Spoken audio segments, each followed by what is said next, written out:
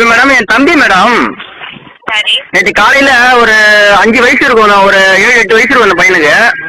சரி வோடாஃபோன் சிம்ம முழுங்கிட்டாப்புல மேடம். என்ன பேச்சே காணோம் மேடம். அதான் மேடம் வோடாஃபோன் சிம்ம முழுங்கிட்டாப்புல. பேசினா காசு பிடிப்பீங்களா நீங்க?